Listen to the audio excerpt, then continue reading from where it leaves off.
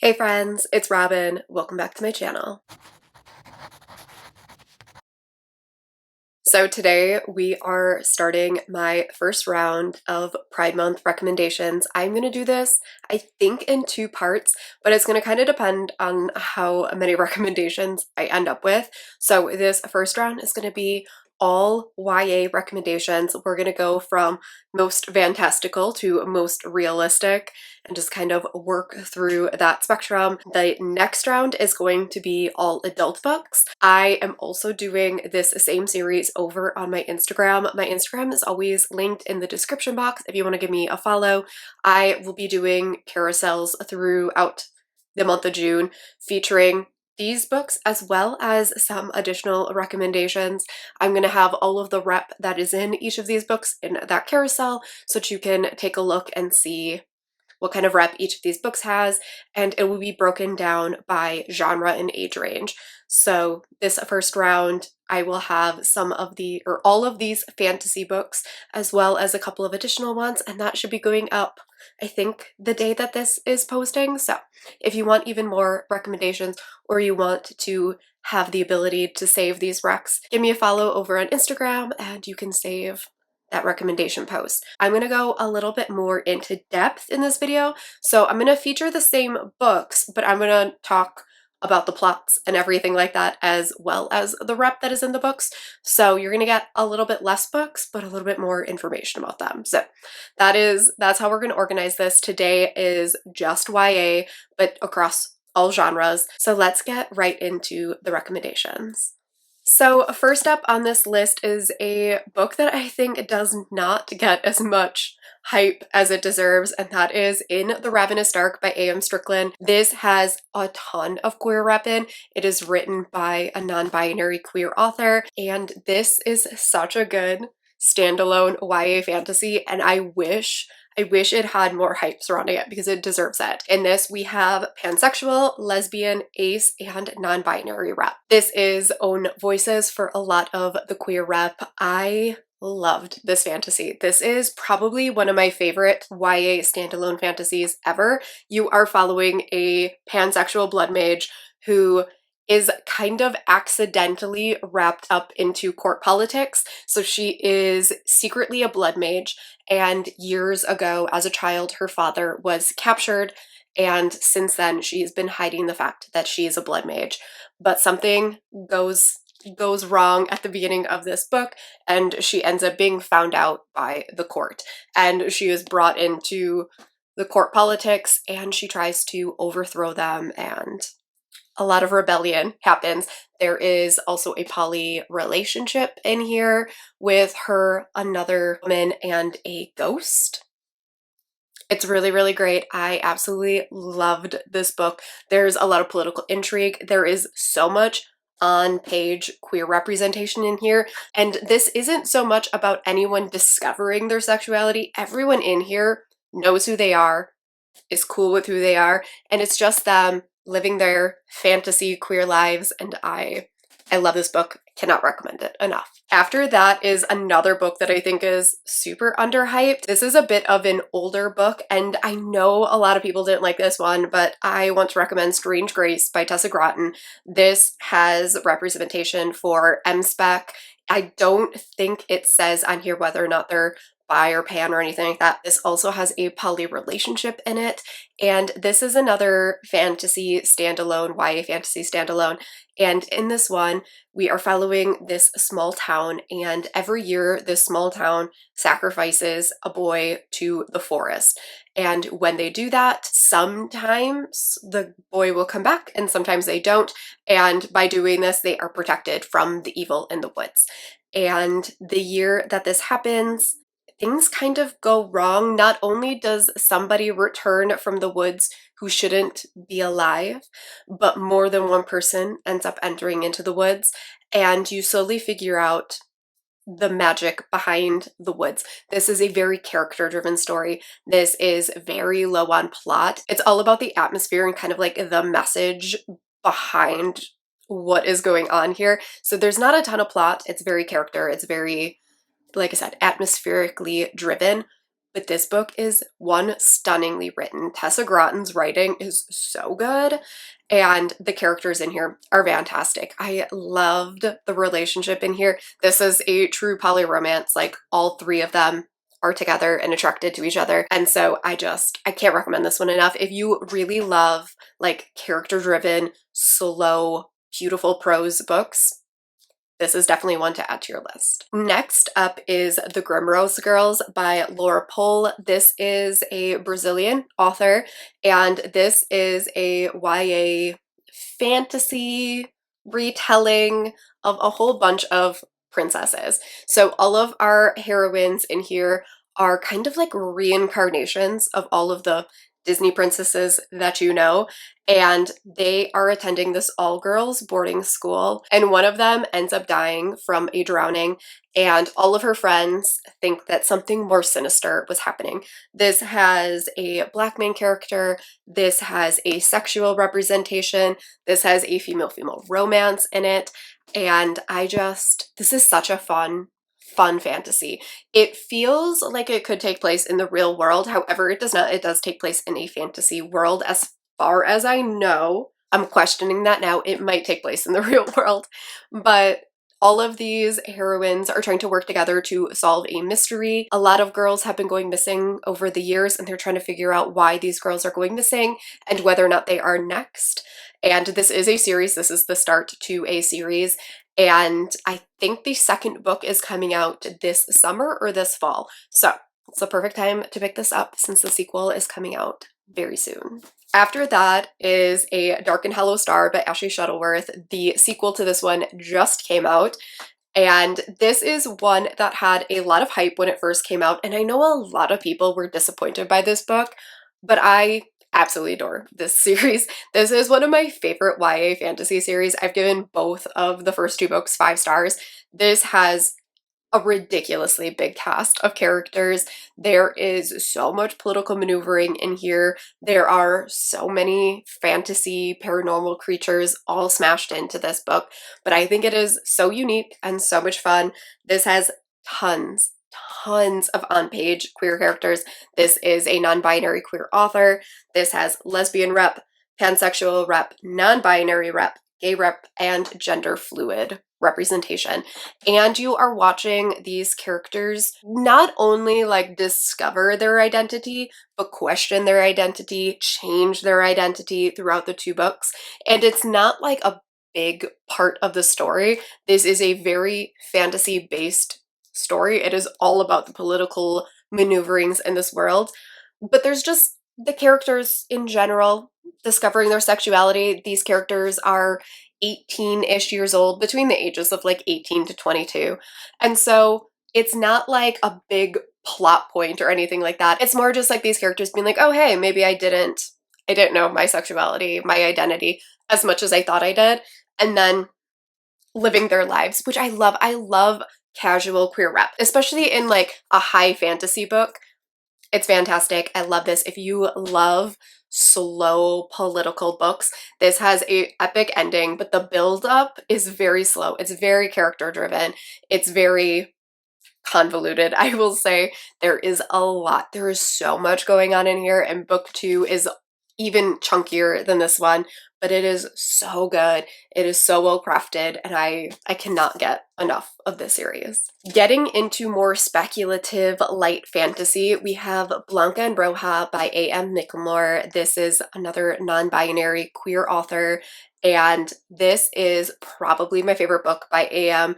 I've read quite a few of their books, but this one is my personal favorite. This has the most magical prose I think I've ever read, and this book is absolutely stunning. This one has trans representation, non-binary rep, pan, and Latinx rep in here. This is a retelling, but I am totally blanking on the original fairy tale, but we are following these 2 sisters, and one of them is destined to become a swan. Every generation in their family has 2 women born, and one of them is taken by the swans and the other one gets to live their life. And we are following both of those heroines, as well as a trans boy and another boy, as they are all coming together, and one of the heroines is kind of convinced that she is going to be the one that will be sacrificed to the swans. She is not as light and bubbly. Her sister is blonde and fair-skinned, and everyone adores her, and she has dark hair, and she's more introverted and reserved, and she thinks that she is destined to become the swan. But her and her sister love each other fiercely, and they try to protect each other, and it's very fairy tale-esque. It has stunning magic in it. There are other like mental health and familial things discussed in here. There is a abuse plot line, so watch out for that. But this book is so beautifully written. This is probably one of the most beautiful written YA books I have ever read. And if you are looking for a magical realism, speculative story to add to your TBR, this is definitely one to check out. After that is Sawkill Girls by Claire Legrand, and this is one of my favorite books of all time. I actually have a favorite shelf over on Goodreads, and I'm pretty sure that this one is on it. This is another slightly magical YA story. This has M-Spec and Ace representation in it. Again, I don't think that the female-female relationship is given an identity. That's why I put M-Spec on here. I don't think it was on page, but it's been a minute since I've read this, so correct me if I'm wrong. If I get any of this rep wrong, please let me know in the description box. I will make a note and edit that in the description. This one is following this family. It is two sisters and their mother, and they've recently lost their father, and they are moving to Sawkill Island, which I believe is supposed to be off the coast of New York, if I'm remembering correctly. And when they arrive there, mysterious things start to happen. Girls have been going missing for years, and the island is sentient, and so we get little chapters from the island's perspective. This is also a multi-POV. We're getting quite a few of our heroines. There's a very popular girl that might be caught up in the disappearances. There is our heroine's new best friend, and the three of them end up having to come together to save all the girls, save the island. It is another beautifully written book. I love magical nature. That is one of my like weird things that I love in books, and this has it in spades, and I can't recommend this one enough. This is another one that I think is severely underrated. After that is one that I think everyone has already read, but I have to recommend it, and that is Cemetery Boys by Aiden Thomas. This has trans rep, it has gay representation, it has Latinx representation, it is an Own Voices book, and this one takes place in the real world, and we are following our hero who is trying to prove his place as a brujo, and he accidentally awakens a ghost who is Julian, and the two of them have to work together to try and send Julian back, as well as discover who is killing members of Yadriel's family. This has an amazing family in it. It has an amazing found family in it. It has an amazing romance. I absolutely loved their romance. This romance is so sweet. There's so much in here. This mystery is fun. The family is fun. The friendships are fantastic.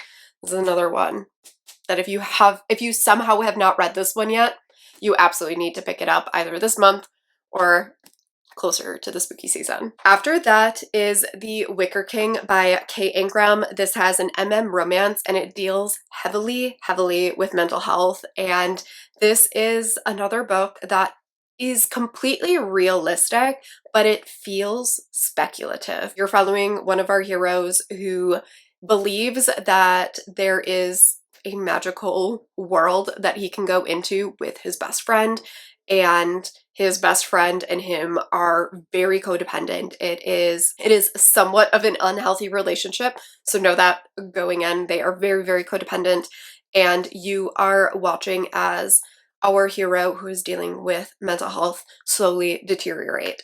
And it is hard to read. It is so beautifully and uniquely written.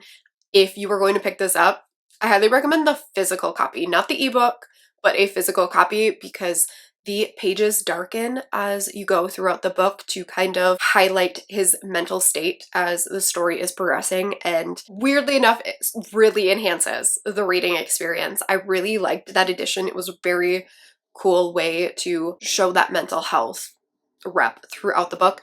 I love this book. I love Kay Ingram and their writing, and there is a spin-off of this book that is following one of the female characters that we meet in here. So if you really like this one, you can pick up the spin-off of that as well. The next book is a science fiction story that I didn't know where to put in this list, so I'm just throwing it right here before we get into the contemporary books, and that is The Sound of Stars by Alicia Dow. This has tons of rep in it. Our heroine is pansexual and demi. She is also Black and plus size, and this also deals with chronic illness as well as anxiety, and we are following our heroine who lives in the real world, but this is kind of post-apocalyptic. In this, she is living in this, she's living in this compound where humans live, and she ends up going with an AI, and they are fleeing for reasons. I'm not going to tell you why they leave, but they are traveling across the country to try and meet up with somebody, and they have this really sweet romance, friendship that develops between the two of them, and I just had such a good time with this book. I listened to this on audio, and it's a really fun audiobook. This isn't super heavy in any way. It covers a lot of things, but Alicia Dow does an amazing job of this feeling like a fun sci-fi while still delivering important messages, and I just really liked that style. You don't have to be a sci-fi reader in order to enjoy this. I do not read sci-fi ever, but because this is set on Earth, it still felt grounded enough that I think even if you are not a sci-fi reader, this is something that you could definitely enjoy. Next up is I Kissed a Char Wheeler by Casey McQuiston. I don't think that I can make a queer recommendations video without including a Casey McQuiston, but this has M-Spec representation in it. I can't remember if the M-Spec rep has a label in here. I don't remember if the characters ever come out as bi or pan, but there is both a female-female as well as an MM relationship in here. This is such a good exploration of teens discovering who they are. Lots of personal growth journeys in here. This takes place in the South in a Baptist community. This is following one of our heroines came from California, and she is attending this very, very religious school because it is the best school in her area, and she is attending that even though she is out and gay and she has two moms, and she is always trying to press and push the boundaries. And meanwhile, we have Shara, who is kind of the town's golden child. She has a football star boyfriend, and her neighbor is kind of like the bad boy. And the four of them end up getting drawn together because Shara suddenly disappears and starts leaving them notes. And the three characters need to work together to figure out what happened to Shara and where she went. And along the way, relationships and friendships form. And this is such a good exploration of identity and learning to love yourself in a community, in an environment that might not love and accept you for who you are. And it was absolutely stunning. Casey McQuiston wrote this from their own personal history. Casey McQuiston did grow up in the South in a very religious environment, and while reading this, you could tell that this was a very personal story, and it's very well written. I love everything that Casey McQuiston writes, and even though I'm not a big YA contemporary reader, this is one that I absolutely adored. Lastly, for YA contemporary, I have The Henna Wars, and this has both lesbian and Bangladeshi representation. This is a female-female romance set in high school, and our two heroines end up meeting at school, and they form a rivalry because both of them decide to create these henna businesses for a project at school. One of our heroines grew up with henna, and she feels as though the other heroine doesn't really have a right to do henna since it is not part of her culture. And so the two of them butt heads, and along the way they tentatively start forming a friendship and possibly more. This has amazing food descriptions in it. Like, I was hungry while reading this book. The relationship between these two girls is adorable, as well as the family relationship. One of our heroines is out to her sister, but not her parents, and I really liked that whole exploration. Her relationship with her sister was so good. It was just, I loved everything about this. The writing of this was really cute. I read this for a book club and all of us loved the discussions in here. And this is another one where even if you are not a YA contemporary reader, this is still one worth checking out. And then lastly, I have one middle grade contemporary. I don't read middle grade pretty much at all. However, I will make an exception for Ashley Herring Blake, and The Mighty Heart of Sunny St. James is one that I recommend for everyone. This has a female-female relationship as well as chronic illness representation. We are following Sunny, who had a heart problem, and right at the beginning of this book, she is recovering from a transplant. And now that she is able to live her life, I want to say she's like 12 or so in here, she has a list of things that she finally wants to do. One of them being find a best friend, and another being to kiss a boy. And right at the beginning of the book, she meets a young girl who they form a bond really quickly. She starts questioning whether or not kissing a boy is something that she actually wants to do. This also has an adoptive mother plotline in here. Our heroine in here is living with her birth mother's best friend, and she knows that the person taking care of her is not actually her mother, but she has never met her birth mom. And her birth mom ends up showing back up, and it is her dealing with that, as well as possibly forming feelings for her new best friend. And it's just a really, really cute self-discovery journey. Ashley Herring Blake is one of my favorite authors. I love all of their books across all the age ranges. It is something that can be enjoyed across all age ranges. I think a 12-year-old is going to get a lot out of this, and reading it as an adult is just as enjoyable of an experience, and that is extremely impressive to do. So that is all 12 recommendations that I have. Like I said, there are even more books for this recommendations list over on my Instagram if you want to give that a read. Let me know if you've read any of these. Let me know if any of these are now on your TBR. Let me know if there are other YA queer recommendations that you think would be perfect for Pride Month, and I will catch you all in my next video. Bye!